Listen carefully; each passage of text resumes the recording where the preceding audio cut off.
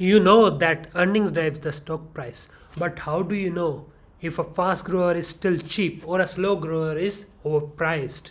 So, hello everyone, I am Tamandeep and today we are going to study the Golden Rule. So, Mr. Peter Lynch's Golden Rule help us to determine a potential bargain by comparing its PE ratio with its growth rate, right? So, for a gentle reminder for our viewers, PE ratio is stock price over earnings per stock, right? So, what does this tell us? So, is a PE ratio of 30 high? Sounds like high, right? And is a PE ratio of 10 low? But the reality is, it's not that simple.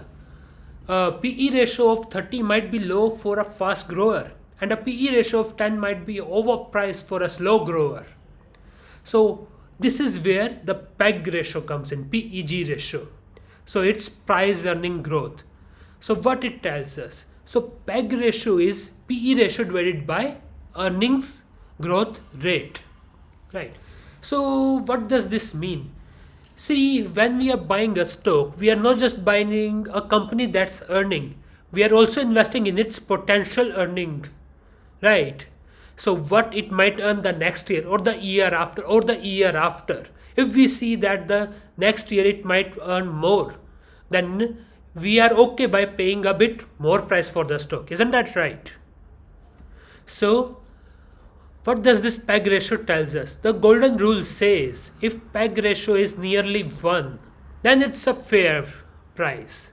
If it's less than 1, then you might have find yourself a bargain. Right? It might be a multi-bagger. And if it's greater than 1, especially if greater than 1.5, it's overpriced. Do not buy that. Right? So let's calculate this for some real life examples. So let's say Nutanix. You see that PE ratio is 63. Ooh, it sounds high. But let's confirm before saying our verdict, right? Its revenue increase is 18%, right? Increase in earnings is 18%.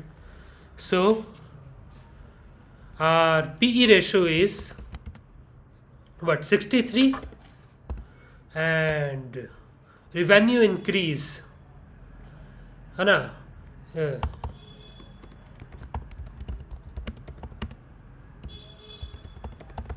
is 18. So what is its PEG ratio?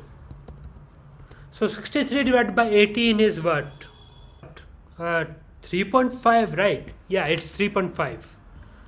So it's 3.5. It's really high. This stock is overpriced. Keep that in mind.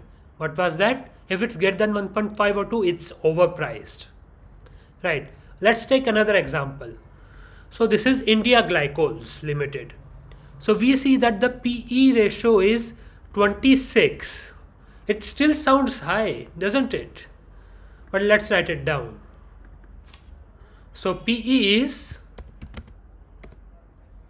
26. Okay. And what about its earning? So its increase in earning is 31.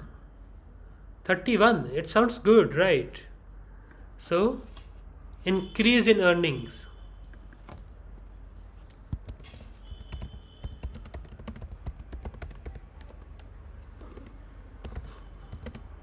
is 31. So this is about what? 8.83, right? So the PEG is 0.83.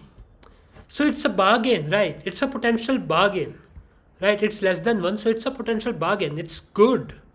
It's really good. But is this all? Is this the complete story?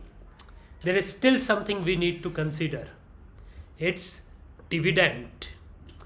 You see, many slow growers give dividend. It's cash that you get every year for owning the stock. That has to play some role, right? So how does it play a role in the PEG ratio? So what we do is we consider it as a part of growth. We just divide the PE ratio by the summation of earning growth rate plus the dividend ratio. So that would give you a better estimate of the PEG ratio, right? So let's see this with an example as well. Let's say Infosys. So the PE ratio is 23. Okay. So PE is 23. Okay. And the dividend is what? Let's say 3. Right. Dividend is 3. So dividend is 3. And what is its growth? So Infosys growth is about 13.2. Let's say 13. Right. So growth is 13. Growth is 13. So what is the PEG ratio? So PEG is 23 divided by 13 plus 3, 16. So what is this? 1.4, I believe, right? It's 1.4 nearly.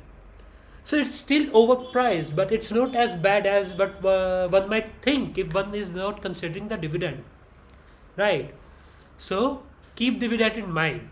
So what is the conclusion? The conclusion is that a great company is only a great stock if it's selling below its growth point, right? So guys, use this PEG ratio as your initial screening method, and once you find a company that whose PE ratio is less than its growth, that's when you start your detailed research about that company's story.